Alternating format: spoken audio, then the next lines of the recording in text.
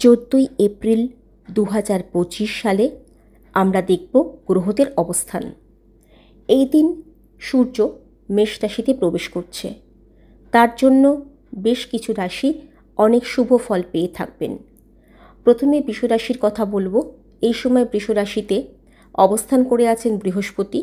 সেই জন্য বিশেষ সুযোগ সুবিধা, আয় বৃদ্ধি এবং ঋণ শোধের একটা সম্ভাবনা দেখা যায় বৃষ রাশির ক্ষেত্রে। তুলা রাশির ক্ষেত্রে এই সময় জীবনে মধুরতা আসবে, পদোন্নতি হওয়ার সম্ভাবনা আছে।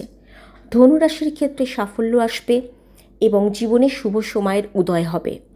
বৃশ্চিক রাশির জাত ব্যক্তিদের ক্ষেত্রে বা জাতক জাতিকাদের ক্ষেত্রে বিয়ের সম্ভাবনা থাকছে। যাদের বিয়ের কথা এগিয়েও এগোচ্ছিল না, তাদের বিয়ের কথা পাকা হয়ে যেতে পারে। কর্কট রাশির ক্ষেত্রে যাদের কর্কট রাশি, তারা পৈতৃক সম্পত্তি পেতে পারেন এবং কর্কট রাশির জাতক জাতিকাদের পিতার উন্নতি হতে পারে এ সময়ে। মিথুন রাশির ক্ষেত্রে সরকারি চাকরির সুযোগ দেখা যায় এবং সরকারি সাহায্য পেতে পারেন। যাদের বাচ্চাটি রবি গ্রহ ভালো অবস্থায় রয়েছে, তারা অবশ্যই জানেন যে রবি গ্রহের ফলে কত ভালো দিক তারা পেতে পারেন। রবি আমাদের কর্ম দেয়, রবি আমাদের আত্মা, রবি আমাদের পিতা। সেই জন্য রবি গ্রহের ভালো থাকাটা আমাদের বাচ্চাটি খুবই দরকার। এখন যদি কারোর দুর্ভাগ্যবশত সেটা না থাকে, তাহলে তিনি তার বাবার সেবা করুন। যদি তার বাবা জীবিত থাকে, পিতৃস্থানীয় কারোর সেবা করুন।